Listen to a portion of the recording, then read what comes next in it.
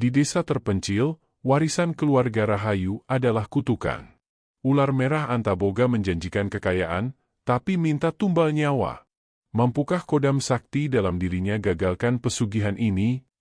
Langit senja selalu menjadi lukisan terindah di desa Kedung Muni. Bias jingga dan ungu menari di punggung pegunungan yang mengelilingi, memeluk desa kecil itu dalam keheningan yang damai. Namun, bagi Rahayu, keindahan itu kini terasa hampa. Sepasang mata teduhnya tak lagi menemukan ketenangan dalam pemandangan yang dulu selalu menyejukkan hatinya. Beban itu terlalu berat. Baru 1 minggu yang lalu, gubuk kayu sederhana yang selalu menjadi sandaran hidupnya, tiba-tiba kehilangan pilar utamanya. Ayah Rahayu, pria yang selama ini menjadi nahkoda keluarga, telah berpulang.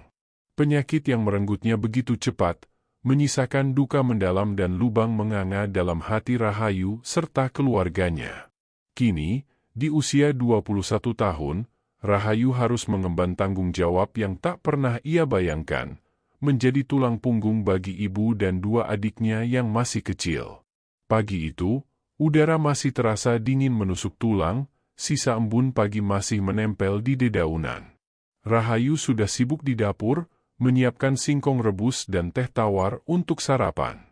Ibunya, Mbok Wiranti, duduk termenung di sudut bilik, sorot matanya kosong menatap lantai tanah. Adik-adiknya, Rino yang berusia 8 tahun dan Sari yang baru berumur 5 tahun, masih terlelap dalam mimpi. Rahayu menghela napas panjang. Sejak ayah tiada, suasana rumah tak lagi sama. Canda tawa berganti bisikan pelan, dan senyum berganti tatapan sendu. "Nanti aku coba ke pasar lagi, Bu," ujar Rahayu, memecah keheningan. Ia tahu, persediaan beras di dapur hanya cukup untuk 2 hari. Uang simpanan mereka pun sudah menipis setelah biaya pemakaman ayah. Mbok Wiranti hanya mengangguk pelan, seolah energinya terkuras habis oleh kesedihan. Rahayu mengerti. Ibunya butuh waktu. Tapi waktu adalah kemewahan yang tidak bisa mereka miliki saat ini. Kebutuhan sehari-hari tak bisa menunggu. Setelah sarapan, Rahayu mengenakan kebaya lusuh dan selendang motif batik yang sudah usang. Ia berpamitan pada ibunya, mencium kening kedua adiknya yang masih terlelap. Langkahnya terasa berat menuju pasar desa, sebuah tempat yang dulu sering ia kunjungi bersama ayahnya, menjual hasil kebun sederhana mereka. Kini, kebun itu tak terurus. Tak ada lagi tangan terampil ayah yang merawatnya. Sesampainya di pasar, Rahayu berkeliling, mencoba mencari pekerjaan serabutan. Ia menawarkan diri membantu mengangkat barang, mencuci piring di warung, atau bahkan sekadar membersihkan lapak. Namun, wajah-wajah yang ia temui sebagian besar menunjukkan simpati bercampur penolakan halus. "Maaf, Nduk, lagi sepi," atau "sudah ada yang bantu," adalah jawaban yang paling sering ia dengar. Setiap penolakan terasa seperti pukulan di ulu hati. Semangatnya kian meredup. Sore menjelang, dan tangan Rahayu kosong. Ia tidak membawa sepeser pun uang, apalagi bahan makanan. Rasa malu dan putus asa menyelimuti hatinya. Bagaimana ia bisa kembali ke rumah tanpa membawa apa-apa? Bagaimana ia harus menjelaskan kepada ibu dan adik-adiknya? Dalam perjalanan pulang, Rahayu melewati pematang sawah yang menghampar luas. Langit senja kembali memamerkan keindahannya, namun Rahayu tak lagi sanggup menikmatinya. Ia duduk di sebuah batu besar di tepi jalan, menundukkan kepala, membiarkan air mata yang sejak tadi ia tahan akhirnya tumpah. Kesedihan atas kepergian ayah, ditambah dengan beban hidup yang tiba-tiba menimpanya, terasa begitu menyesakan. Ia merasa sendirian, sebatang kara menghadapi dunia yang terasa begitu kejam. "Seandainya ayah masih ada," bisiknya lirih. Kalimat itu terucap begitu saja dari bibirnya. Tiba-tiba, sebuah bayangan panjang jatuh di depannya. Rahayu mendongak, matanya yang basah mengerjap. Di depannya, berdiri seorang pria tua dengan janggut putih panjang dan sorot mata yang teduh namun penuh misteri. Pria itu mengenakan pakaian adat Jawa berwarna gelap, seolah baru saja kembali dari suatu tempat yang jauh. Ia membawa tongkat kayu yang ujungnya diukir dengan bentuk ular. "Nak," sapa pria itu dengan suara yang berat namun menenangkan. "Mengapa menangis di senja hari seperti ini?" Rahayu terkejut. Ia mengusap air matanya dengan buru-buru, merasa malu. "Maaf, Kek. Aku hanya sedang bersedih." Pria tua itu tersenyum tipis. "Kesedihan itu wajar, Nak. Tapi jangan biarkan ia menguasai jiwamu. Setiap kesusahan pasti ada jalannya. Terutama bagi mereka yang memiliki darah istimewa." Rahayu mengerutkan kening. Darah istimewa? Ia hanya seorang gadis desa biasa, putri seorang petani. Pria itu seolah membaca pikirannya. "Namaku Ki Baskoro. Dan aku datang kepadamu, karena takdir telah menuntunmu ke jalan ini. Jalan yang selama ini tersembunyi, namun telah menunggu untuk dibuka oleh keturunan yang tepat." Hati Rahayu berdesir. Ada sesuatu dalam perkataan Ki Baskoro yang membuatnya sedikit terusik, namun juga menimbulkan rasa penasaran.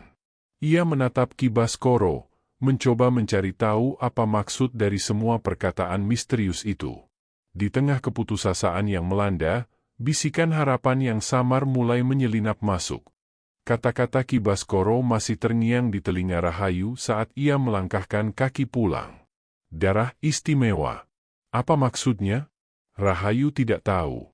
Yang ia tahu hanyalah perut keluarganya harus terisi, dan atap rumah mereka harus tetap berdiri. Janji Ki Baskoro tentang jalan yang selama ini tersembunyi, terdengar seperti dongeng, tetapi di tengah keputusasaan, bahkan dongeng pun bisa menjadi secercah harapan. Malam itu, di gubuk kecil mereka, Rahayu menatap nyala lampu minyak yang berkedip-kedip. Ibu masih saja termenung, dan kedua adiknya sudah lelap dalam tidur mereka. Rahayu tahu, ia tidak bisa terus-menerus membiarkan kesedihan menyelimuti mereka. Ia harus bertindak. Esok harinya, Rahayu memutuskan untuk mencari tahu lebih banyak tentang Ki Baskoro. Orang asing itu datang tanpa pemberitahuan, dan kehadirannya di desa kecil Kedunguni memang sedikit mencurigakan. Rahayu bertanya pada beberapa tetangga, tetapi tidak banyak yang mereka tahu. Ki Baskoro hanya sesekali terlihat di pasar, membeli kebutuhan pokok dengan uang tunai yang jumlahnya tidak sedikit, sesuatu yang cukup langka di desa mereka. Beberapa warga desa bahkan mengaitkan kemunculan Ki Baskoro dengan berbagai desas-desus mistis yang beredar, tentang kekayaan yang datang tiba-tiba atau kesialan yang menimpa tanpa sebab. "Hati-hati, Enduk," pesan Mbah Darmi, tetangga tua yang biasa memijat. "Orang asing kadang membawa maksud yang tak terduga." Rahayu mengangguk, meskipun dalam hatinya ada dorongan kuat untuk kembali menemui Ki Baskoro. Ia tahu risiko yang mungkin ada, tetapi kebutuhan keluarganya jauh lebih mendesak daripada rasa takutnya. Ia tidak punya pilihan lain. 2 hari kemudian, Rahayu memberanikan diri mencari Ki Baskoro. Ia tahu pria itu sering terlihat di dekat hutan pinus di pinggir desa, tempat yang biasanya dihindari warga karena cerita-cerita angker. Dengan langkah mantap, Rahayu menyusuri jalan setapak yang berkelok, melewati pepohonan rindang yang menjulang tinggi. Udara di sana terasa lebih dingin, dan aroma pinus menusuk hidung. Akhirnya, di bawah naungan pohon beringin tua yang akarnya menjuntai ke tanah, Rahayu melihat Ki Baskoro. Ia sedang duduk bersila, matanya terpejam, seolah sedang melakukan meditasi. Tongkat ukiran ularnya tergeletak di sampingnya. Rahayu ragu sejenak, namun kemudian menguatkan hatinya dan mendekat. "Ki Baskoro," panggil Rahayu pelan. Mata Ki Baskoro terbuka perlahan. Ia menatap Rahayu dengan senyum tipis. "Aku tahu kau akan datang, Nak Rahayu." Rahayu merasa sedikit canggung. Aku ingin tahu lebih banyak tentang yang Ki Baskoro katakan kemarin." Ki Baskoro menggeser duduknya, memberi isyarat agar Rahayu duduk di hadapannya. "Aku mengerti keraguanmu, Nak. Hidup memang keras, terutama bagi mereka yang sedang diuji. Aku tahu tentang kesulitan yang sedang menimpamu dan keluargamu." Hati Rahayu berdesir. Bagaimana Ki Baskoro bisa tahu? "Darah leluhurmu, Nak Rahayu," adalah darah yang istimewa. Mengalir di dalamnya kekuatan yang telah lama tertidur. Nenek moyangmu bukanlah orang biasa. Mereka adalah penjaga, pengikat janji dengan alam gaib, khususnya dengan entitas yang telah melindungi desa ini dari masa ke masa. Ki Baskoro berbicara dengan suara berbisik, namun jelas terdengar. Entitas itu adalah ular merah Antaboga. Rahayu mengerutkan kening. Ular merah Antaboga? Ia pernah mendengar nama itu dalam dongeng pengantar tidur yang diceritakan neneknya. Konon, ular merah adalah penjaga Gunung Kidul, makhluk mitos yang hanya muncul di hadapan orang-orang terpilih. Ular merah Antaboga bukan sekadar dongeng, nak, lanjut Ki Baskoro, seolah membaca pikirannya. Ia adalah sumber kekuatan dan kemakmuran bagi nenek moyangmu, asalkan ritualnya dilakukan dengan benar. Aku adalah penjaga dari tradisi ini, ditunjuk untuk membimbing keturunan yang tepat, dan kau, Rahayu, adalah keturunan itu. Rahayu menelan ludah. Ia tidak tahu harus percaya atau tidak. Semua ini terasa terlalu aneh. Aku tahu kau sedang kesulitan, nak, kata Ki Baskoro, suaranya kini terdengar lebih membujuk. Aku bisa membantumu. Aku bisa menunjukkan jalan untuk mengembalikan kejayaan keluargamu, untuk mengakhiri kemiskinan yang mencekik. Tapi ada syaratnya. Rahayu menatapnya lurus. Syarat apa, Ki? Kau harus mau menjalani ritual. Mengembalikan ikatan yang telah lama putus antara garis keturunanmu dengan ular merah Antaboga. Jika kau bersedia, kemakmuran akan datang. Bukan hanya untukmu, tetapi juga untuk seluruh keluargamu. Dan pada akhirnya, desa ini juga akan merasakan berkatnya. Tawaran itu sungguh menggoda. Kemiskinan yang terus-menerus menghantui, tangisan lapar adik-adiknya, wajah lelah ibunya, semua itu berkelebat di benak Rahayu. Ia tidak punya apa-apa lagi untuk dipertaruhkan. Bahkan jika ini adalah sebuah tipuan, risiko apa yang lebih buruk daripada kelaparan yang mengancam? Rahayu menarik napas dalam-dalam. Aku bersedia, Ki Baskoro. Apapun itu, aku bersedia. Ki Baskoro tersenyum puas. Mata tuanya berkilat, seolah ada rahasia besar yang tersembunyi di baliknya. Bagus, nak Rahayu. Besok malam, datanglah ke sini lagi saat bulan purnama bersinar penuh. Akan kita mulai babak baru dalam hidupmu. Rahayu meninggalkan hutan pinus dengan perasaan campur aduk. Ada sedikit harapan yang menyala, tetapi juga kecemasan yang mendalam. Ia tidak tahu apa yang akan terjadi, tetapi ia tahu satu hal, ia akan melakukan apapun demi keluarganya. Malam bulan purnama tiba. Rahayu melangkah kembali ke hutan pinus dengan jantung berdebar. Udara dingin terasa menusuk kulit, dan bayangan pepohonan menari-nari menciptakan siluet menakutkan di bawah cahaya rembulan. Namun, tekad Rahayu lebih kuat dari rasa takutnya. Ia harus menyelamatkan keluarganya. Ki Baskoro sudah menunggunya di bawah pohon beringin yang sama. Kali ini, ia tidak duduk bersila, melainkan berdiri tegak, memegang tongkat ukiran ularnya. Di sekelilingnya, beberapa lilin diletakkan di tanah, memancarkan cahaya redup yang membuat suasana semakin mistis. Kau datang, nak Rahayu, kata Ki Baskoro, senyum tipis tersungging di bibirnya. Bagus. Itu artinya kau siap untuk membuka takdirmu. Rahayu mengangguk. Aku siap, Ki. Katakan apa yang harus kulakukan. Ki Baskoro mengalihkan pandangannya ke arah langit. Dengar baik-baik, nak. Keluargamu, garis keturunanmu, bukanlah orang sembarangan. Darahmu mengalir dari para penjaga pusaka, mereka yang memiliki ikatan kuat dengan alam gaib dan juga dengan Gunung Kidul. Nenek moyangmu adalah penurun salah satu ilmu tertua di tanah ini, ilmu yang berkaitan dengan kemakmuran dan juga perlindungan. Rahayu mendengarkan dengan saksama. Ini semua terdengar seperti kisah-kisah yang biasa diceritakan di balai desa, legenda turun-temurun yang sulit dipercaya begitu saja. Namun, tatapan serius Ki Baskoro meyakinkannya bahwa pria itu tidak sedang berbohong. Selama berabad-abad, nenek moyangmu telah menjalin perjanjian dengan entitas gaib yang sangat kuat, penguasa kekayaan dan penjaga keseimbangan alam, lanjut Ki Baskoro. Mereka menyebutnya ular merah Antaboga. Nama itu membuat Rahayu merinding. Ia pernah mendengar nama itu, samar-samar, dalam cerita pengantar tidur neneknya. Bukan cerita menyenangkan, melainkan peringatan tentang kekuatan yang tidak boleh dipermainkan. Jangan takut, nak, Ki Baskoro seolah membaca ketakutan di mata Rahayu. Ular merah Antaboga bukanlah makhluk jahat. Ia adalah sumber berkah bagi mereka yang memahami cara memintanya, dan juga penjaga keselarasan. Dulu, nenek moyangmu melakukan ritual khusus untuk memohon berkah darinya, agar tanah mereka subur, panen melimpah, dan keluarga selalu dilindungi dari bahaya. Ki Baskoro kemudian menunjuk ke arah reruntuhan kuno yang tak jauh dari pohon beringin.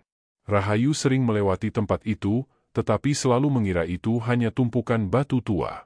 Di sana, di dalam reruntuhan itu, adalah tempat leluhurmu melakukan ritual.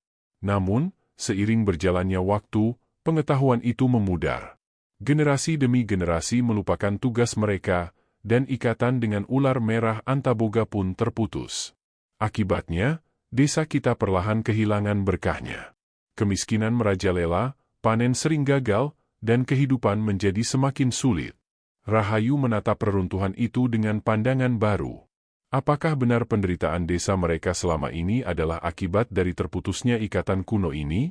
Aku adalah penjaga yang diturunkan, bertugas menunggu waktu yang tepat, menunggu keturunan yang memiliki darah paling murni untuk datang dan memulihkan ikatan ini, Ki Baskoro menjelaskan. Dan kau, Rahayu, adalah keturunan yang ditunggu-tunggu itu. Darahmu paling kuat, paling murni, dan paling siap untuk kembali terhubung dengan ular merah Antaboga. Kemudian, Ki Baskoro berjalan mendekati Rahayu. Cahaya lilin memantul di mata tuanya. Jika kau bersedia, nak Rahayu, aku akan membimbingmu. Aku akan mengajarimu ritual yang benar, ritual yang telah lama terlupakan. Dengan begitu, kau akan mampu meminta berkah dari ular merah Antaboga, mengembalikan kejayaan keluargamu, dan mengakhiri penderitaan ini. Bukan hanya untukmu, tetapi juga untuk ibu dan adik-adikmu. Kata-kata Ki Baskoro menusuk langsung ke hati Rahayu. Kemakmuran, berkah, mengakhiri penderitaan. Janji-janji itu begitu manis, begitu menggoda. Ia membayangkan senyum bahagia di wajah ibunya, tawar yang adik-adiknya yang kembali ceria. Semua itu terasa begitu dekat, begitu nyata. Apa yang harus kulakukan, Ki? Tanya Rahayu, suaranya bergetar. Ki Baskoro tersenyum, kali ini senyumnya lebih lebar. Bagus, nak. Untuk permulaan, kau harus mempersiapkan dirimu. Akan ada ritual penyucian yang harus kau jalani. Ini adalah langkah pertama untuk membersihkan jiwamu, agar energinya selaras dengan ular merah Antaboga. Ia lalu mengambil sebuah bungkusan kecil dari balik bajunya. Ini adalah ramuan khusus, terbuat dari akar-akaran pilihan dan air dari 7 mata air suci. Mandilah dengan ini setiap pagi selama 3 hari ke depan. Setelah itu, aku akan datang menjemputmu untuk ritual awal. Rahayu menerima bungkusan itu dengan tangan gemetar. Dinginnya malam seolah sirna, digantikan oleh gelombang harapan yang baru. Ia tidak tahu apakah ini semua benar, tetapi janji kemakmuran yang dibayangkan Ki Baskoro terlalu kuat untuk diabaikan. Demi keluarganya, ia akan melakukan apapun. 3 hari berlalu dengan cepat. Setiap pagi, Rahayu mengikuti petunjuk Ki Baskoro, mandi dengan ramuan beraroma tanah dan dedaunan. Ia merasakan sensasi aneh. Bukan rasa sakit, melainkan getaran halus yang merambat dari ujung kaki hingga ke ubun-ubun. Seolah ada sesuatu yang membangunkan energi di dalam dirinya. Pikirannya terasa lebih jernih, dan indranya seolah lebih tajam. Ia bahkan merasa bisa mendengar bisikan angin yang lebih jelas, atau merasakan perubahan kecil pada aura di sekitarnya. Pada malam keempat, Ki Baskoro datang menjemput Rahayu di ambang pintu gubuknya. Rembulan sudah tinggi, menyorotkan cahaya perak ke bumi.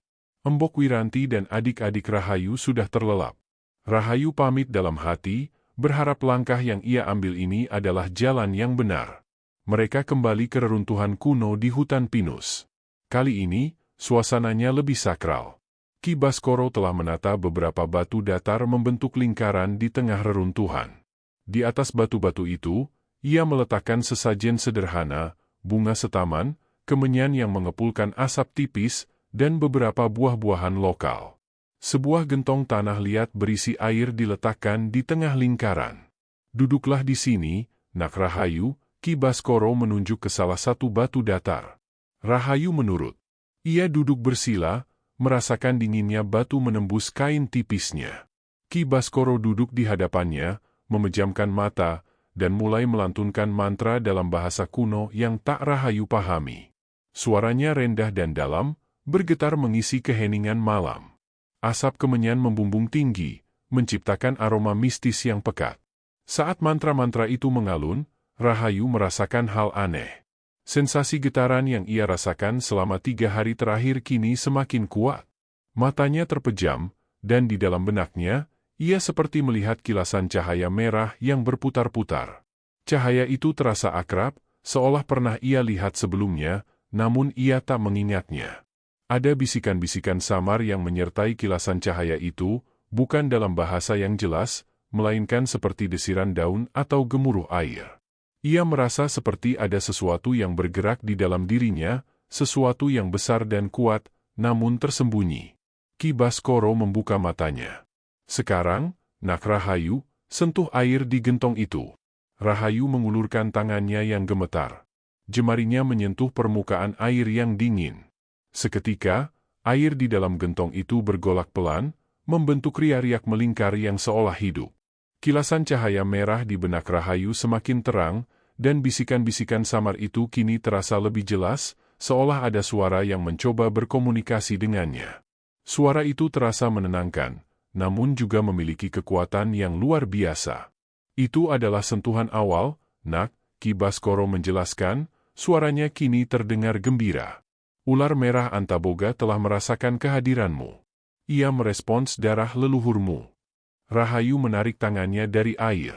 Ia merasa sedikit pusing, namun juga ada energi baru yang menjalar di sekujur tubuhnya.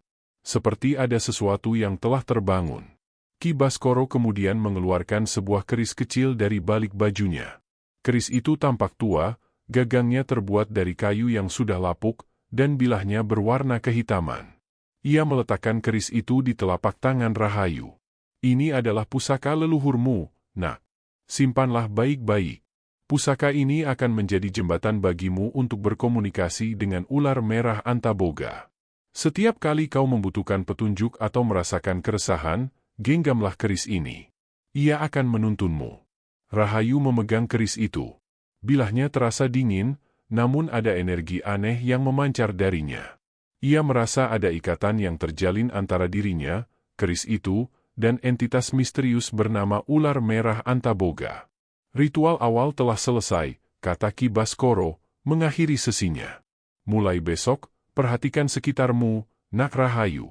Ular merah Antaboga akan mulai menunjukkan jalannya. Mungkin melalui mimpi, mungkin melalui kejadian-kejadian kecil yang tak terduga. Ikuti petunjuk itu. Dan ingat, setiap kekuatan besar membutuhkan pengorbanan kecil di awal." Rahayu pulang dengan pikiran yang berkecamuk. Apa yang baru saja ia alami? Kilasan cahaya merah, bisikan-bisikan samar, air yang bergolak, dan kini sebuah keris tua yang terasa menyimpan misteri.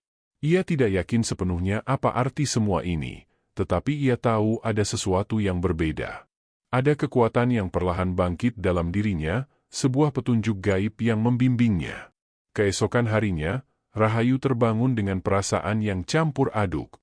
Ia masih memikirkan perkataan Ki Baskoro tentang pengorbanan kecil di awal. Apa maksudnya? Namun, saat ia melihat ibunya tersenyum tipis karena ia berhasil mendapatkan beberapa butir beras dari hasil menukar kerudung lama, secercah harapan kembali menyelimuti hatinya. Mungkin ini adalah awal dari kemakmuran yang dijanjikan. Mungkin ia telah membuat pilihan yang benar. Hari-hari setelah ritual awal terasa berbeda bagi Rahayu. Bukan hanya soal sensasi aneh dalam dirinya, tapi juga hal-hal kecil di sekelilingnya. Intuisi Rahayu terasa makin tajam. Ia bisa merasakan perubahan cuaca sebelum hujan benar-benar turun, atau mencium aroma tanaman yang akan berbuah di kebun tetangga. Ada kepekaan baru yang terbangun, seperti tirai yang tersingkap dari matanya. Namun, yang paling mencolok adalah mimpinya. Setiap malam, Rahayu sering memimpikan hal yang sama, seekor ular merah yang sangat besar, kulitnya berkilauan seperti sisik naga, meliuk anggun di tengah lautan cahaya. Ular itu tidak tampak menakutkan, justru terasa melindungi. Dalam mimpi, ular itu seringkali mengarahkan pandangannya pada Rahayu, seolah mencoba menyampaikan sesuatu. Ada bisikan yang menyertainya, suara yang kini terasa lebih jelas daripada sebelumnya, meskipun masih samar, seperti gumaman lembut dari kejauhan. Bisikan itu terasa asing, namun secara aneh, Rahayu merasa ada koneksi dengannya. Ia tahu, suara itu adalah bagian dari kodam yang mulai bersemayam lebih dalam di dalam dirinya, kodam yang telah lama terikat dengan garis keturunannya. Suatu siang, saat Rahayu sedang membersihkan halaman gubuk, ia menemukan seekor ular kecil berwarna merah merayap di antara bebatuan. Jantungnya berdesir.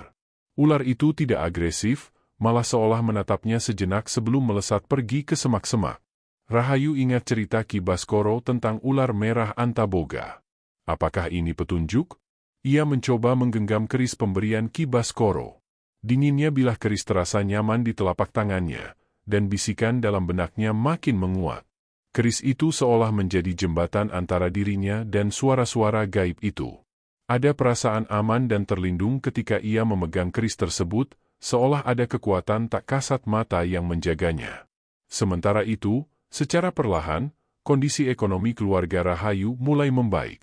Bukan dengan cara yang drastis, tetapi ada saja jalan keluar yang tak terduga.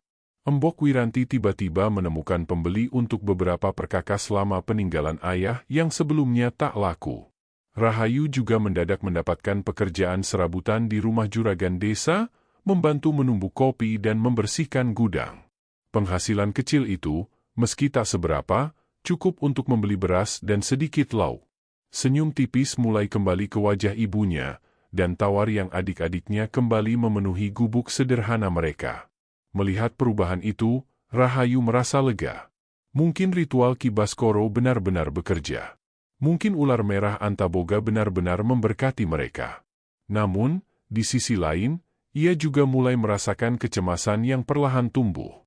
Setiap kali ada kemudahan yang datang, selalu diiringi dengan kejadian aneh yang mengusik pikirannya. Suatu malam, Sari, adik bungsunya, tiba-tiba terbangun dengan demam tinggi. Tubuhnya menggigil hebat, dan ia terus-menerus meracau tentang bayangan merah. Rahayu dan Embok Wiranti panik. Mereka memanggil dukun kampung, Mbah Karto. Setelah memeriksa Sari, Mbah Karto menatap Rahayu dengan pandangan penuh selidik. Ada energi besar di sekitarmu, enduk Rahayu, kata Mbah Karto. Energi itu kuat, tapi juga membawa keseimbangan yang harus dibayar. Setiap berkah besar ada bayarannya. Kau harus berhati-hati. Rahayu tidak berani bercerita tentang Ki Baskoro atau ular merah Antaboga kepada Mbah Karto. Ia hanya bisa mengangguk, hatinya dipenuhi kegelisahan. Untungnya, demam Sari mereda setelah Mbah Karto memberikan ramuan herbal. Namun, kata-kata Mbah Karto terus membayangi pikirannya, setiap berkah besar ada bayarannya.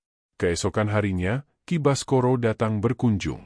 Ia terlihat senang melihat kondisi keluarga Rahayu yang sedikit membaik. Bagaimana, Nak Rahayu? Sudah merasakan berkat ular merah Antaboga? Tanyanya dengan senyum penuh arti. Rahayu menceritakan tentang mimpinya, tentang ular kecil merah yang ia temui, dan juga tentang keris yang terasa hidup. Ia sengaja tidak menyebutkan tentang demam Sari atau peringatan Mbah Karto. Ki Baskoro mengangguk-angguk. Itu pertanda bagus, Nak. Ikatanmu dengan Antaboga semakin kuat. Bisikan yang kau dengar, kilasan cahaya yang kau lihat, itu adalah kodam leluhurmu yang mulai bangkit. Ia adalah penjaga sejatimu, yang akan membimbing dan melindungimu dalam perjalanan ini. Mendengar kata kodam, Rahayu merasa sedikit lega. Ia tidak sendirian. Ada sesuatu di dalam dirinya yang siap membimbingnya. Namun, Ki Baskoro melanjutkan, kekuatan besar membutuhkan pengorbanan yang lebih besar. Sampai saat ini, kau baru merasakan dampaknya secara tidak langsung. Untuk benar-benar mendapatkan kekuatan penuh dari ular merah Antaboga, Ada ritual selanjutnya yang harus kau jalani. Sebuah pengorbanan yang akan membuktikan kesetiaanmu dan membuka gerbang kemakmuran sejati. Hati Rahayu mencelos.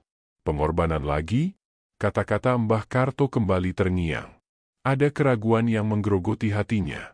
Namun, ketika ia menoleh dan melihat adik-adiknya bermain riang di halaman dengan perut kenyang, keraguan itu sedikit meredup.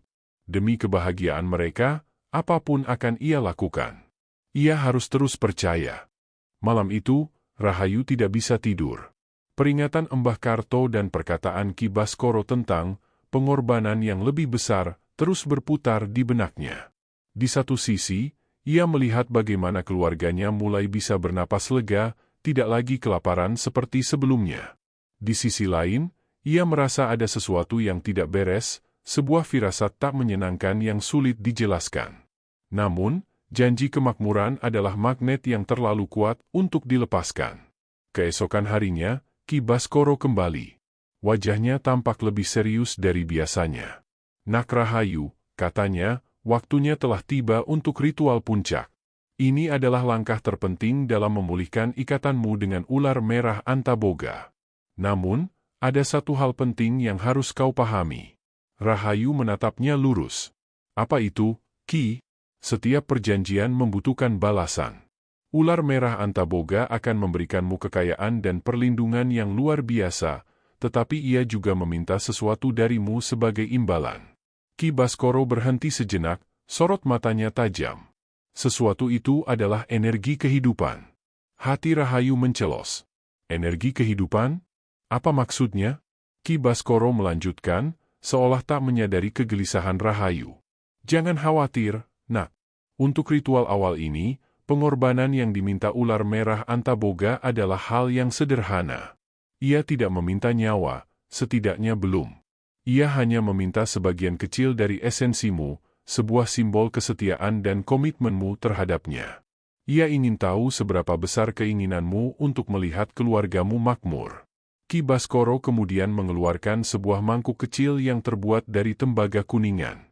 Di dalamnya terdapat cairan bening yang berkilauan. Kau harus meneteskan 3 tetes darahmu ke dalam mangkuk ini. Darah adalah simbol kehidupan, dan 3 tetes itu adalah ikrar janji bahwa kau siap menerima berkahnya. Rahayu terdiam. Meneteskan darah? Meski hanya 3 tetes, terasa ada keraguan yang merayap di benaknya. Darah adalah bagian dari dirinya, bagian dari hidupnya. Namun, ia teringat wajah polos adik-adiknya dan tatapan lelah ibunya. Demi mereka. Dengan tangan gemetar, Rahayu mengambil sebilah pisau kecil yang diberikan Ki Baskoro. Ia mengiris ujung jemarinya. Setetes, 2 tetes, 3 tetes. Darah merah segar menetes ke dalam mangkuk tembaga, berbaur dengan cairan bening, menciptakan pusaran kecil berwarna merah muda. Rahayu merasakan sedikit pening, namun juga ada sensasi aneh yang menjalar di sekujur tubuhnya, seperti sengatan listrik yang halus. Bagus, Nak Rahayu, Ki Baskoro tersenyum puas. Ia mengambil mangkuk itu dan memejamkan mata, melantunkan mantra lagi. Kali ini, bisikan-bisikan gaib yang didengar Rahayu terasa semakin nyata, seperti suara desisan yang lembut namun kuat, mengelilingi mereka. Kilasan cahaya merah di benak Rahayu kini bukan lagi kilasan, melainkan gambaran utuh dari seekor ular merah besar yang meliuk-liuk di dalam sebuah gua yang gelap, matanya memancarkan cahaya keemasan. Ia merasakan hawa dingin dan berat yang menusuk, seolah ada kehadiran besar yang mengawasi dari kejauhan. Ini adalah sentuhan langsung dengan ular merah Antaboga. Setelah mantra selesai, Ki Baskoro membuka matanya. Sekarang ikatanmu telah resmi, Nak Rahayu. Ular merah Antaboga telah menerima pengorbananmu. Kau akan melihat hasilnya. Kemakmuran akan datang dengan cepat, jauh lebih banyak dari yang bisa kau bayangkan. Benar saja. Seminggu setelah ritual itu, keajaiban mulai terjadi. Pagi-pagi sekali, seorang kerabat jauh yang tak pernah mereka dengar kabarnya tiba-tiba datang, membawa sekarung beras dan beberapa lembar uang tunai.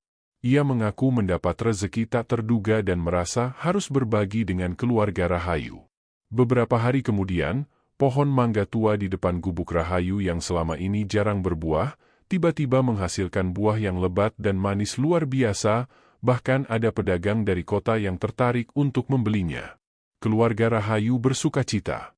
Embok Wiranti kembali tersenyum lebar, dan Tawarino serta Sari kembali memenuhi gubuk. Mereka makan kenyang setiap hari, dan Rahayu bahkan bisa membeli pakaian baru untuk adik-adiknya. Kehidupan yang dulu terasa suram, kini diselimuti oleh aura keberuntungan. Namun, di balik kebahagiaan itu, perasaan gelisah Rahayu tidak sepenuhnya hilang. Setiap kali ada kemakmuran yang datang, ia merasakan sensasi aneh di tubuhnya, seperti energinya sedikit terkuras. Dan yang lebih mengganggu, ia mulai sering mendengar bisikan-bisikan lain dalam mimpinya, bisikan-bisikan yang kini tidak lagi menenangkan, melainkan terasa mendesak dan menuntut. Bisikan itu seolah ingin memberitahu sesuatu, sebuah peringatan yang samar-samar ia pahami, namun tidak berani ia yakini. Ia juga memperhatikan beberapa kejadian aneh di desa.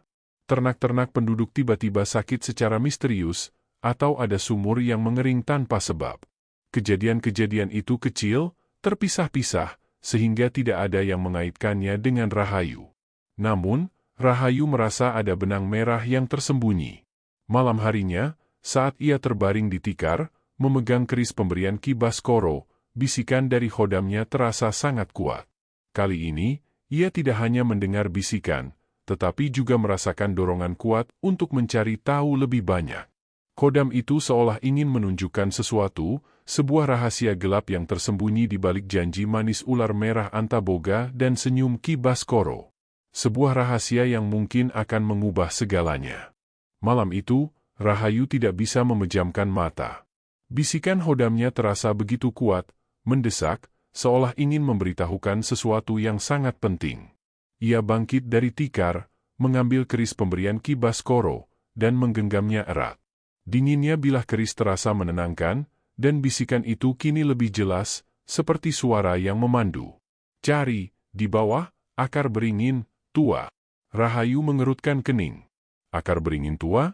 Ia teringat pohon beringin tempat ia pertama kali bertemu Ki Baskoro, dan tempat ritual awal dilakukan. Apakah ada sesuatu di sana? Meskipun ragu, dorongan dari khodamnya begitu kuat sehingga ia tidak bisa mengabaikannya. Saat fajar menyingsing, sebelum desa benar-benar terbangun, Rahayu menyelinap keluar dari gubuknya. Ia berjalan cepat menuju hutan pinus, hatinya berdebar tak karuan. Sesampainya di bawah pohon beringin raksasa, ia mulai mencari. Akar-akar pohon itu menjuntai ke tanah, membentuk labirin alami yang rumit. Rahayu meraba-raba tanah di antara akar-akar yang tebal, mengikuti intuisi yang dipandu oleh bisikan samar khodamnya.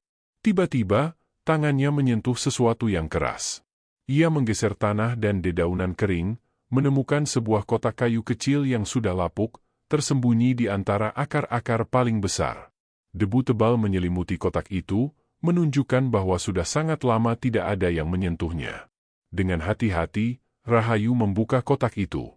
Di dalamnya, ia menemukan beberapa lembar perkamen tua yang sudah menguning dan sebuah gelang perak dengan ukiran ular melingkar. Rahayu mengambil perkamen itu. Tulisannya sudah pudar, namun ia masih bisa membaca beberapa kata.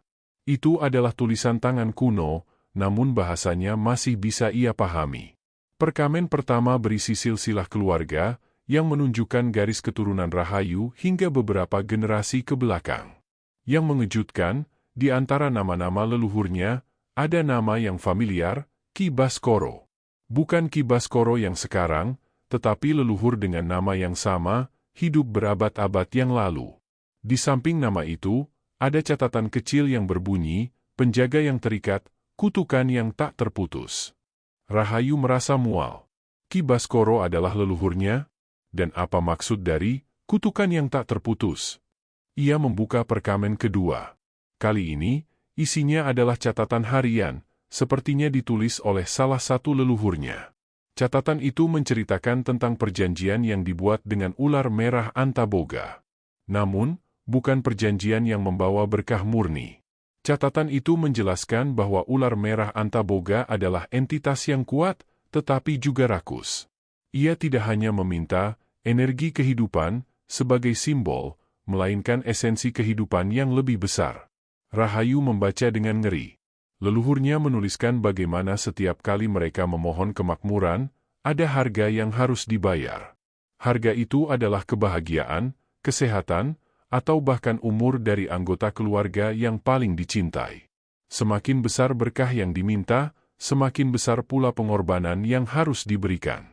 Catatan itu juga menyebutkan bahwa Ki Baskoro, leluhur dengan nama yang sama, adalah orang pertama yang membuat perjanjian ini, dan ia telah terkutuk untuk menjadi penjaga abadi dari ular merah Antaboga, mengikat dirinya dan keturunannya pada siklus pengorbanan ini. Kami telah terjebak. Ular merah tidak akan melepaskan kami. Ia akan terus menuntut, dan kami harus terus memberi, atau ia akan mengambil segalanya. Ki Baskoro telah mengikat kami semua dalam kutukan ini. Ia adalah penjaga, sekaligus korban pertama. Demikian bunyi salah satu kalimat dalam catatan itu. Rahayu menjatuhkan perkamen itu. Jantungnya berdebar kencang, napasnya tercekat. Jadi, Ki Baskoro yang sekarang, ia adalah bagian dari kutukan itu?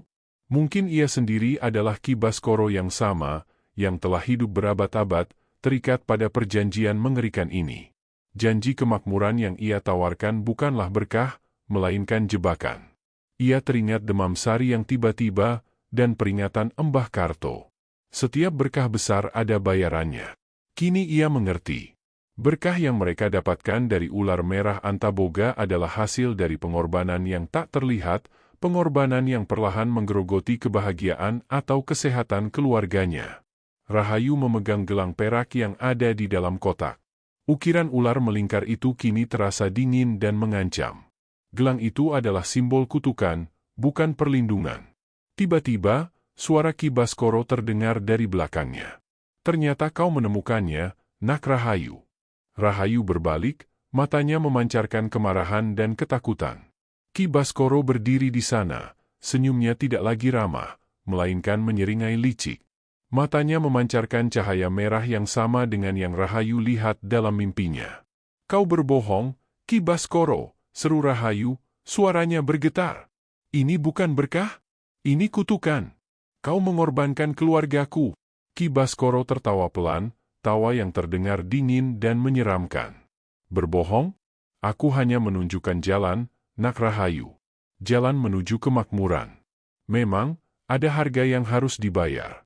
Tapi bukankah kau sendiri yang bersedia melakukan apapun demi keluargamu? Kau terikat pada kutukan ini. Rahayu menuduh, menunjukkan perkamen di tangannya. Kau adalah penjaga yang terkutuk. Senyum Ki Baskoro menghilang. Wajahnya mengeras. Aku adalah penjaga terakhir, Nak Rahayu. Dan kau adalah tumbal terakhir yang akan membebaskanku dari ikatan ini. Ular merah Antaboga membutuhkan esensi paling murni dari garis keturunan ini untuk melepaskanku. Dan itu adalah dirimu. Rahayu terhuyung mundur. Ia bukan hanya diminta mengorbankan kebahagiaan atau kesehatan keluarganya. Ia sendiri adalah pengorbanan utama.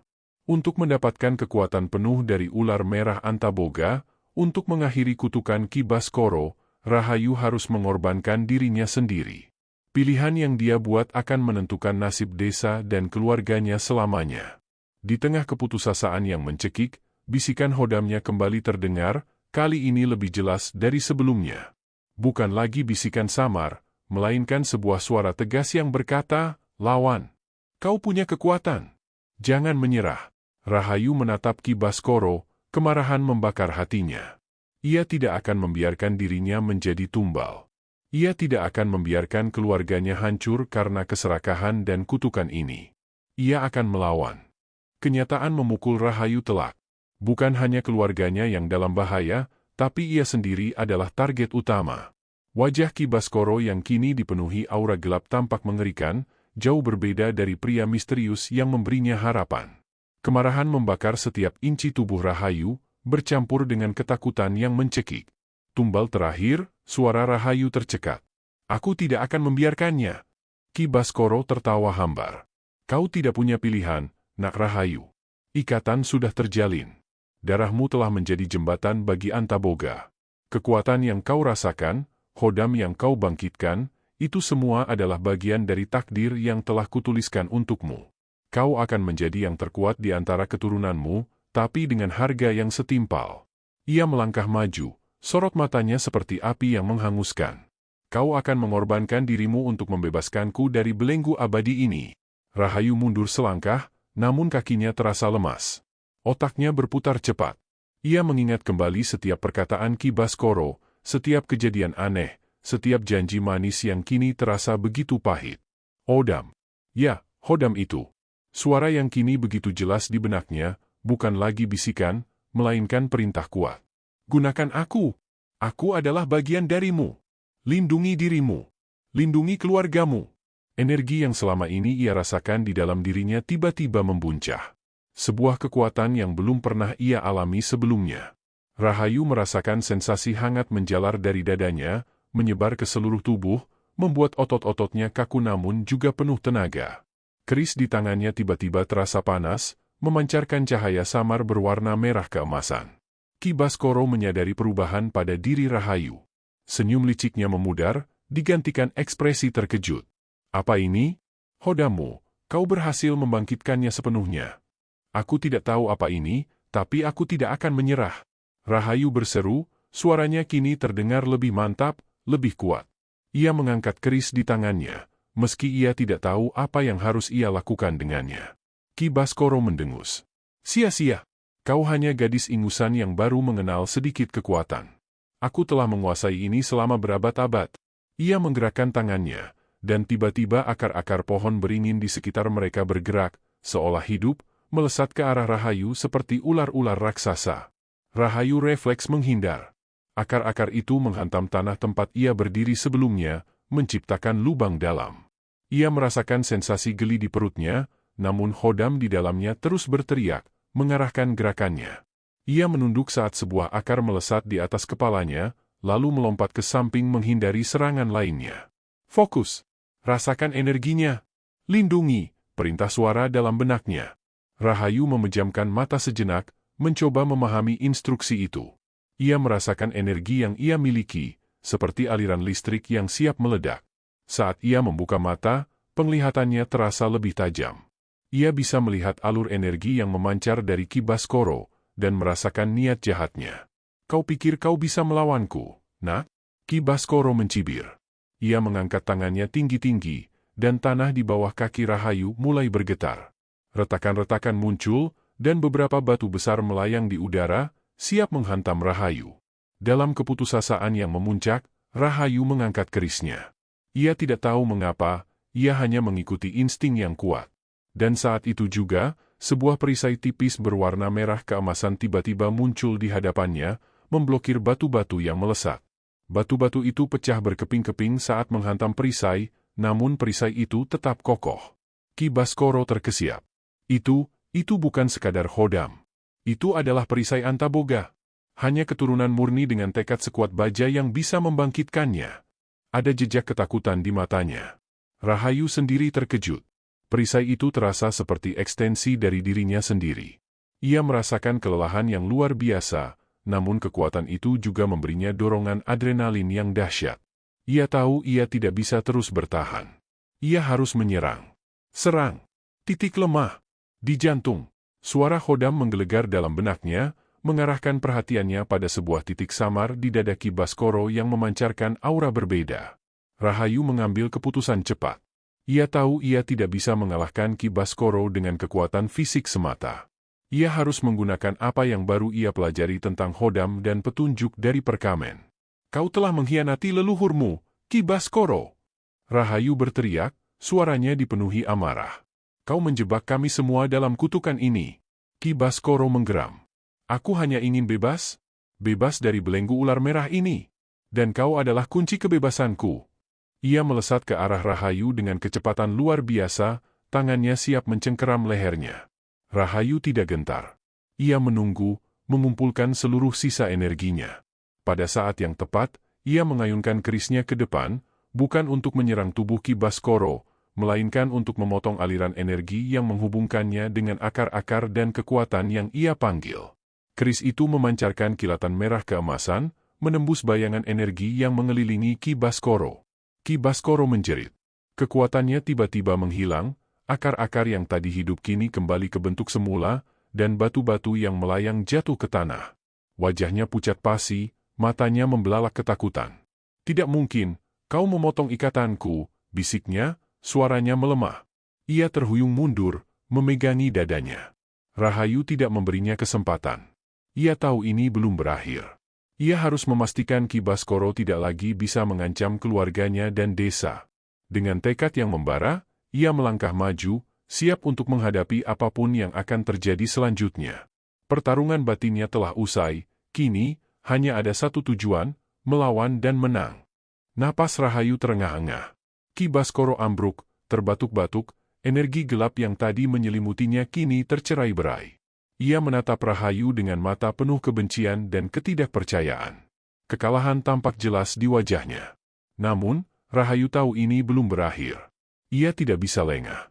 Suara hodamnya masih menggema, mendesak Rahayu untuk menjauh. "Pergi. Dia belum mati. Cari tempat aman. Kekuatanmu belum stabil." Rahayu tidak menunggu. Dengan sisa tenaga, ia berbalik dan berlari secepat mungkin keluar dari reruntuhan. Ia tidak tahu kemana tujuannya, yang penting jauh dari Ki Baskoro. Melarikan diri dari pria yang tadi begitu ia percayai, pria yang kini berubah menjadi ancaman mengerikan, terasa seperti mimpi buruk. Ia berlari menembus kegelapan hutan, ranting-ranting mencakar kulitnya, kerikil tajam menusuk telapak kakinya yang tidak beralas. Rasa takut memacu adrenalinnya. Ia tidak hanya takut pada Ki Baskoro, tetapi juga pada kebenaran yang baru saja ia temukan. Kutukan. Tumbal. Ular merah Antaboga yang ternyata bukan hanya pemberi berkah, melainkan juga penuntut nyawa. Saat ia mencapai batas hutan, napasnya tersengal. Desa masih sunyi. Ia tahu ia tidak bisa kembali ke gubuknya. Ki Baskoro pasti akan mencarinya di sana. Keluarga Rahayu akan berada dalam bahaya jika ia kembali. Ia harus menemukan tempat yang aman, tempat untuk berpikir, untuk memahami apa yang sedang terjadi padanya. Pikirannya kalut. Siapa yang bisa ia percaya? Ki Baskoro adalah penjaga leluhur yang ternyata adalah pengkhianat. Desa ini seolah tertidur dalam mitos dan ketidaktahuan. Ia merasa sendirian dalam menghadapi kekuatan besar ini. Ada yang tahu, di luar sana, yang lebih tua, yang menjaga kebenaran, bisikan hodamnya kembali, kali ini lebih tenang, mengarahkannya. Rahayu mengingat perkataan Mbah Karto. Dukun tua itu tampak tahu banyak tentang energi dan hal-hal gaib. Mungkin Mbah Karto bisa membantunya? Mungkin ada orang lain di luar sana yang tahu tentang kutukan ini dan bagaimana cara menghancurkannya. Ia memutuskan untuk pergi ke rumah Mbah Karto. Rumah dukun itu berada di ujung desa, dekat sungai, agak terpencil dari pemukiman utama. Setidaknya, ia tidak akan menarik perhatian terlalu banyak jika ia pergi ke sana. Dengan langkah hati-hati, Rahayu menyusuri jalan setapak di pinggir desa. Kakinya terasa lemas karena berlari, dan rasa dingin mulai menusuk tulang. Ia melihat gubuknya dari kejauhan, lampu minyak masih menyala redup, seolah menjaga keluarganya yang sedang terlelap. Hatinya perih, tapi ia harus kuat. Demi mereka. Sesampainya di depan rumah Mbah Karto, Rahayu ragu. Sudah larut malam. Ia takut mengganggu, atau bahkan menakuti Mbah Karto dengan penampilannya yang kacau. Namun, ia tidak punya pilihan. Ia mengetuk pintu kayu yang sudah usang itu. Tak lama kemudian, pintu terbuka. Mbah Karto muncul, mengenakan kain sarung dan kaos putih. Matanya yang tua menatap Rahayu dengan tenang, seolah sudah menduganya akan datang. Tidak ada raut terkejut, hanya sebuah pemahaman yang mendalam. "Masuklah, Nduk Rahayu," kata Mbah Karto dengan suara serak. "Aku sudah menunggumu." Rahayu terdiam. Mbah Karto sudah tahu? Ia melangkah masuk. Aroma rempah dan dupa menyeruak di dalam rumah Mbah Karto. Api di tungku masih menyala, memberikan kehangatan. Rahayu duduk di tikar yang disodorkan Mbah Karto, masih terengah-engah. "Ceritakan semuanya, Nduk," Mbah Karto memulai, matanya menatap keris di tangan Rahayu. "Dari awal, aku sudah merasakan kegelapan yang tumbuh di hutan itu, dan juga cahaya yang baru bangkit dalam dirimu." Rahayu pun menceritakan semuanya. Tentang kematian ayahnya, tentang pertemuan dengan Ki Baskoro, ritual-ritual yang ia jalani, janji kemakmuran, hingga kebenaran mengerikan yang ia temukan di perkamen. Ia bercerita tentang hodam yang memberinya kekuatan dan peringatan, serta tentang pengkhianatan Ki Baskoro. Mbah Karto mendengarkan dengan saksama, sesekali mengangguk. Saat Rahayu selesai bercerita, Mbah Karto menghela napas panjang. "Kutukan Antaboga," gumamnya. "Sudah kuduga. Aku selalu merasakan adanya energi gelap yang mengikat desa kita, tapi tak pernah bisa kupastikan sumbernya. Kisah leluhurmu, itu adalah sejarah yang disembunyikan. Jadi, Ki Baskoro benar-benar telah hidup berabad-abad?" tanya Rahayu, masih sulit mempercayainya. Mbah Karto mengangguk. Ia adalah penjaga yang terjebak, sekaligus pencetus kutukan itu. Ia mengira dengan mengorbankan keturunannya yang paling murni, ia akan dibebaskan. Tapi ia salah. Antaboga tidak akan melepaskan begitu saja. Ia hanya akan terus menuntut. "Lalu, apa yang harus kulakukan, Mbah?" Rahayu bertanya, ada secercah harapan di matanya. "Aku tidak akan membiarkan diriku menjadi tumbal. Aku tidak akan membiarkan keluargaku hancur." Mbah Karto menatap keris di tangan Rahayu. "Kekuatan hodamu sangat besar, Enduk. Itu adalah anugerah sejati dari leluhurmu yang ingin melindungimu, bukan kutukan. Kau adalah harapan. Ada cara untuk memutus rantai kutukan ini, untuk menghentikan Antaboga dan membebaskan Ki Baskoro dari penderitaannya yang abadi. Tapi ini bukan jalan yang mudah. Aku akan melakukan apa saja," kata Rahayu penuh tekad. "Ada sebuah ritual penolakan, ritual kuno yang bahkan Ki Baskoro tidak tahu secara detail. Ritual itu membutuhkan keberanian besar, dan juga pengorbanan yang benar," jelas Mbah Karto. "Bukan pengorbanan nyawa, melainkan pengorbanan dari keinginan diri, sebuah penolakan terhadap keserakahan yang ditawarkan Antaboga. Kita harus mencari tahu lebih banyak tentang ritual ini. Aku punya beberapa buku tua dan peta kuno yang mungkin bisa membantu kita." Rahayu merasa lega. Ia tidak sendirian lagi. Ia telah menemukan seorang sekutu, seorang yang bijaksana dan tahu tentang rahasia kelam ini. Bersama Mbah Karto, ia akan menemukan cara untuk melawan, untuk melindungi keluarganya, dan untuk membebaskan desa dari cengkeraman kutukan ular merah Antaboga. Tekadnya kini bulat. Ia tidak akan lari lagi. Malam itu, di rumah Mbah Karto, Rahayu dan sang dukun tua duduk berhadapan di sebuah meja rendah. Lampu minyak yang meredup menerangi tumpukan buku-buku kuno dan gulungan perkamen yang berserakan. Aroma kertas tua dan rempah-rempah mengisi ruangan, menciptakan suasana yang hikmat. Kutukan Antaboga ini sudah ada sejak ratusan tahun lalu. Mbah Karto memulai, tangannya menunjuk sebuah peta kuno yang digambar tangan. "Nenek moyangmu, Nak Rahayu, adalah keturunan dari seorang pertapa yang sangat dihormati. Ia adalah pelindung desa ini. Namun, salah satu muridnya, yang tak lain adalah leluhur Ki Baskoro, diam-diam menjalin perjanjian dengan Antaboga untuk mendapatkan kekuatan dan kekayaan secara instan." Rahayu mendengarkan dengan saksama. Setiap kata Mbah Karto terasa seperti kepingan teka-teki yang mulai menyatu. Ular merah Antaboga adalah entitas purba yang bersemayam di perut bumi, tepatnya di gua-gua tersembunyi di Gunung Kidul, jelas Mbah Karto sambil menunjuk sebuah lokasi di peta. Ia bukan makhluk jahat secara murni, tetapi ia adalah penjaga kekayaan alam dan energi kehidupan. Ia akan memberikan apapun yang diminta, asalkan ada imbalan.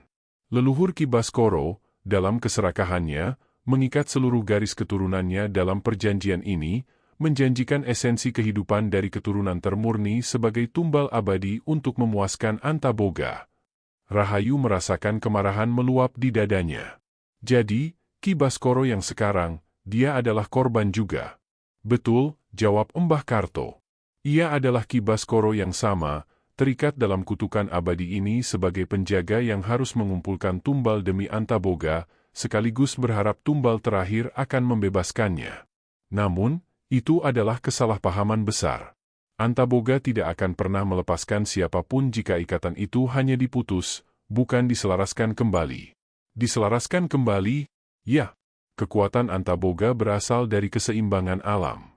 Leluhurmu yang pertapa itu dulunya mampu berinteraksi dengan Antaboga bukan untuk meminta kekayaan, melainkan untuk menjaga keseimbangan.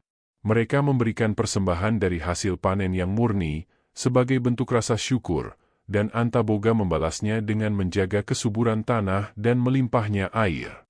Ini adalah simbiosis, bukan pesugihan." Mbah Karto mengeluarkan sebuah gulungan perkamen yang lebih tua, tulisannya hampir tak terlihat. Inilah yang kucari. Ritual penyelarasan agung. Sebuah ritual yang telah lama terlupakan, yang mampu mengakhiri kutukan ini tanpa harus ada tumbal.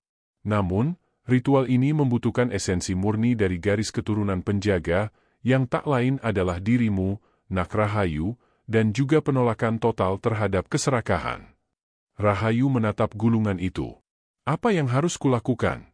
Kita harus pergi ke Gua Antaboga di Gunung Kidul, Mbah Karto menjelaskan, menunjuk titik di peta. Di sanalah pusat kekuatan Antaboga. Di sanalah ritual penyelarasan agung harus dilakukan. Tapi bagaimana dengan Ki Baskoro? Rahayu bertanya. Dia pasti akan menghalangi kita. Dia memang akan menghalangi, Mbah Karto mengangguk. Energinya terikat pada Antaboga. Kebebasannya bergantung pada keberhasilanmu menjadi tumbal. Dia akan melawan dengan segenap kekuatannya. Oleh karena itu, kita membutuhkan strategi. Mbah Karto lalu menjelaskan rencananya. Pertama, kita harus mengumpulkan beberapa benda pusaka leluhurmu yang tersebar. Benda-benda ini akan memperkuat hodamu dan juga melindungimu dari pengaruh jahat Antaboga. Kedua, kita harus mencari waktu yang tepat, yaitu saat energi Antaboga paling lemah, biasanya saat gerhana bulan penuh. Ketiga, kau harus melatih hodamu, Nak Rahayu. Kekuatanmu belum stabil. Hodam itu adalah perwujudan dari kekuatan leluhurmu yang baik, ia akan melindungimu jika kau mampu mengendalikannya dengan baik. Mbah Karto mengambil keris di tangan Rahayu. Keris ini adalah kunci. Ia akan membimbingmu. Hodamu akan berbicara melalui keris ini, menunjukkan padamu jalan yang harus kau tempuh dan benda-benda yang harus kau cari. Tapi Mbah, Rahayu menyela, bagaimana cara kita mencapai Gunung Kidul tanpa diketahui Ki Baskoro? Dia pasti akan melacakku. Kita akan membutuhkan bantuan, kata Mbah Karto. Ia lalu menunjuk ke sebuah sudut rumahnya, di mana seorang pria muda bersembunyi di balik kain tirai. Pria itu keluar, menampakkan diri. Ia adalah Wira, anak didiknya yang selama ini selalu membantunya. Wira adalah pemuda yang gesit dan memiliki pengetahuan tentang jalan-jalan rahasia di hutan dan pegunungan. Wira akan membimbingmu melalui jalan-jalan tersembunyi, menghindari Ki Baskoro dan orang-orangnya, Mbah Karto menjelaskan. Dia akan menjadi matamu dan telingamu di luar sana. Rahayu menatap Wira, merasa sedikit lega. Ia tidak sepenuhnya sendirian. Setidaknya ada dua orang yang percaya padanya dan bersedia membantunya. Ini akan menjadi perjalanan yang berbahaya, Nak Rahayu, Mbah Karto memperingatkan. Antaboga tidak akan melepaskanmu begitu saja. Dan Ki Baskoro akan melakukan apapun untuk menghentikanmu.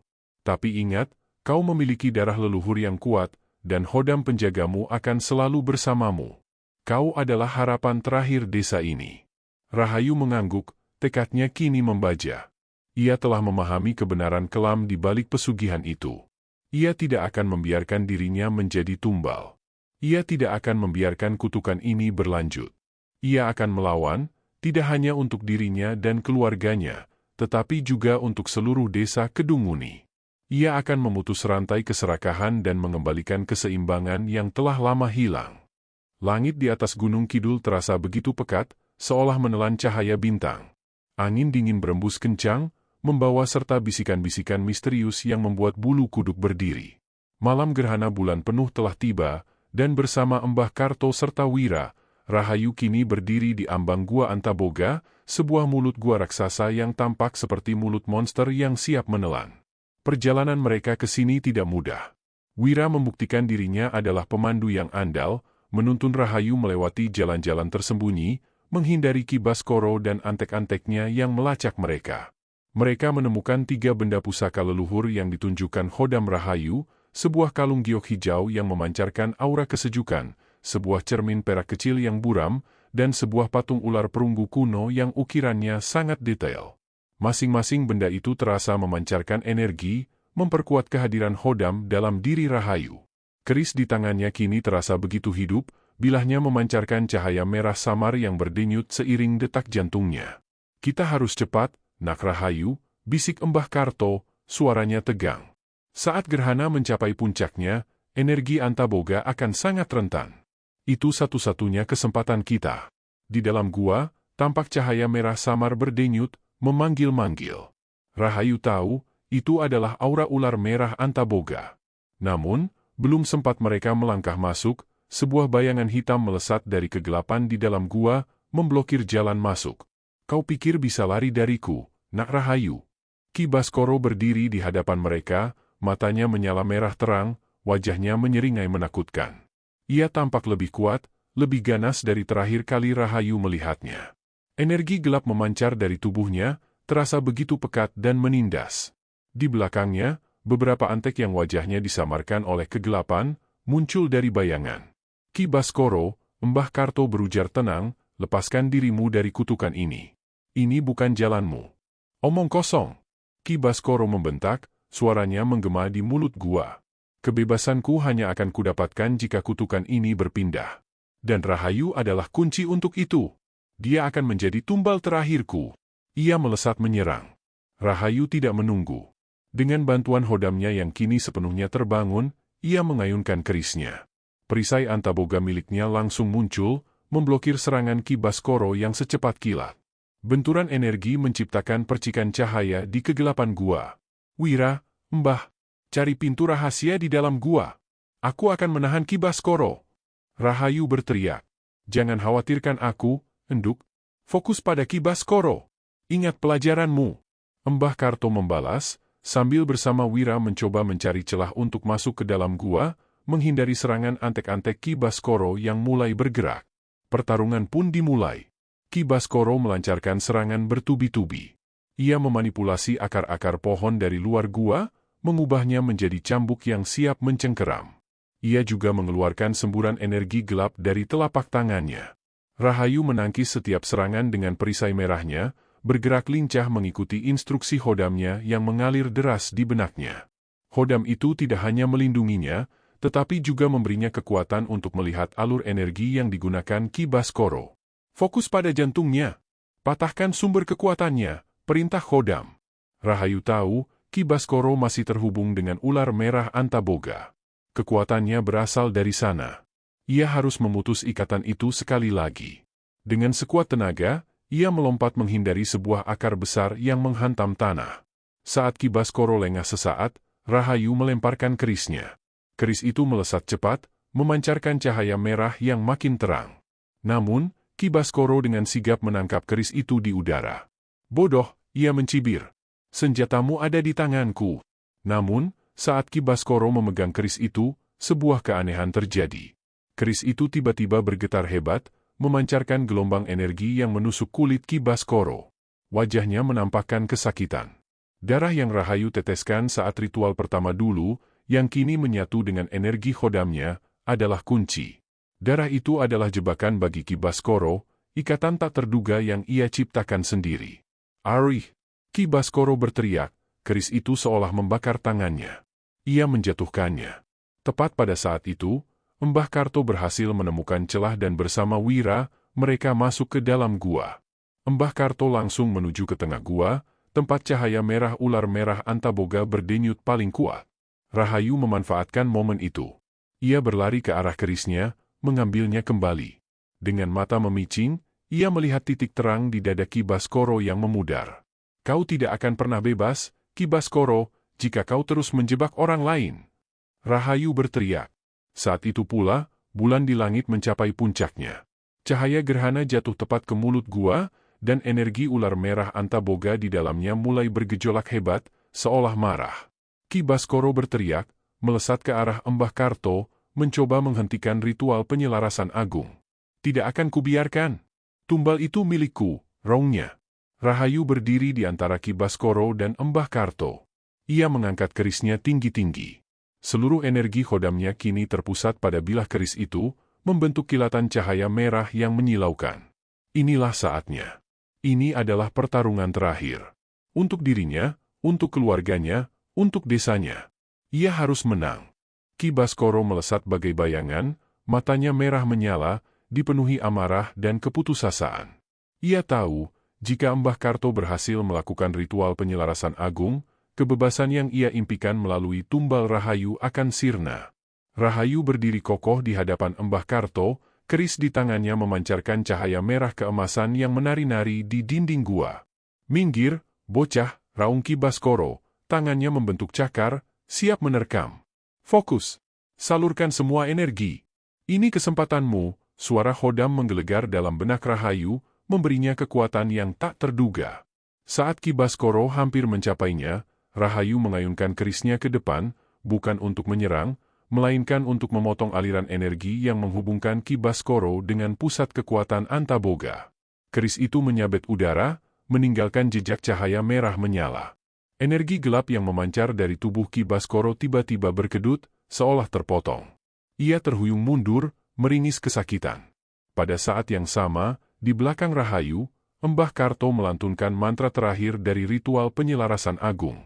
Wira berdiri di sampingnya, menjaga dari antek-antek Ki Baskoro yang kini tampak kebingungan dan lemah tanpa arahan pemimpin mereka. Cahaya bulan purnama yang memasuki gua melalui retakan di atas, bersatu dengan energi kodam Rahayu dan mantra Mbah Karto, menciptakan pusaran cahaya putih kebiruan yang menyilaukan. Ular merah Antaboga yang selama ini bersemayam di dalam gua, kini menampakkan wujudnya. Bukan lagi sosok menakutkan, melainkan cahaya merah besar yang berdenyut, seolah menahan diri. Ia merasakan energi penyelarasan agung yang berbeda dari ritual pesugihan yang selama ini ia kenal. Ki Baskoro, dengan sisa kekuatannya, mencoba melancarkan serangan terakhir. Ia tahu ini adalah kesempatan terakhirnya. Namun, Rahayu lebih cepat. Ia melompat maju, membiarkan Hodamnya memandu setiap gerakannya. Dengan tekad membara, ia mengarahkan kerisnya tepat ke dada Ki Baskoro, ke arah titik yang tadi ia lihat sebagai pusat energi pria itu. "Ini bukan tumbal, Ki Baskoro," seru Rahayu. "Ini adalah pembebasan." Keris itu menembus bayangan energi di dada Ki Baskoro. Tidak ada darah, tidak ada luka fisik. Namun, Ki Baskoro menjerit. Jeritan yang panjang dan menyakitkan, bercampur dengan suara erangan berat. Tubuhnya mulai memudar, berubah menjadi gumpalan energi gelap yang melayang, kemudian terserap ke dalam pusaran cahaya yang diciptakan Mbah Karto. Akhirnya, bebas. Bisik suara Ki Baskoro yang terakhir, terdengar lebih seperti desahan lega daripada erangan kesakitan. Saat gumpalan energi itu sepenuhnya terserap, pusaran cahaya putih kebiruan memancar terang, menerangi seluruh gua. Ular merah Antaboga, yang tadi tampak marah, kini perlahan mengecil, cahayanya meredup, kembali menjadi inti energi yang tenang. Gua itu dipenuhi oleh aura damai yang menenangkan. Rahayu merasakan kelelahan yang luar biasa, namun juga lega yang tak terhingga. Ia terjatuh berlutut, kerisnya terlepas dari genggaman. Cahaya merah yang tadinya menyelimuti tubuhnya perlahan memudar, namun ia bisa merasakan kehadiran Hodamnya masih di sana, kini terasa lebih tenang, seperti seorang penjaga yang telah menyelesaikan tugas beratnya. Mbah Karto dan Wira mendekati Rahayu. "Kita berhasil, Enduk," kata Mbah Karto, suaranya dipenuhi rasa syukur. Kutukan itu telah terangkat.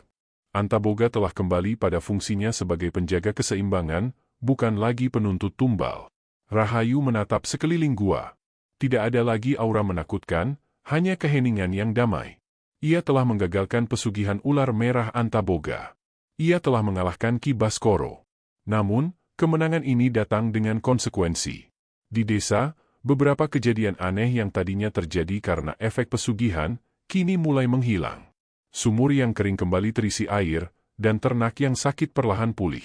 Namun, kemakmuran yang datang secara instan juga mulai memudar. Pedagang dari kota yang dulunya tertarik pada hasil panen mereka, kini tidak lagi datang. Uang yang tiba-tiba muncul kini tidak lagi semudah didapatkan. Keluarga Rahayu kembali pada kehidupan sederhana mereka. Mereka tidak lagi kelaparan, tetapi kemewahan yang sempat mereka rasakan lenyap.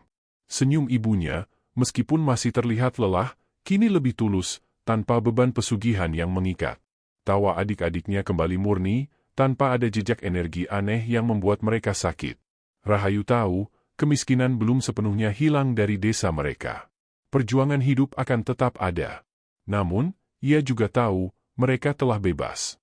Bebas dari cengkeraman pesugihan, bebas dari kutukan yang mengikat, bebas dari janji januran yang menipu. Ia memandang keris di sampingnya. Kekuatan Hodamnya masih ada, terasa menenangkan. Rahayu tahu, ia tidak akan menggunakannya untuk hal-hal yang tamak. Ia akan menggunakan kekuatannya untuk tujuan yang benar, untuk melindungi keluarganya, dan untuk membantu desanya bangkit kembali dengan cara yang bersih. Fajar menyingsing di desa Kedunguni, membawa serta aroma embun dan tanah basah. Kali ini, bagi Rahayu, mentari pagi terasa berbeda. Bukan lagi sekadar penanda hari baru yang penuh perjuangan, melainkan simbol harapan yang murni.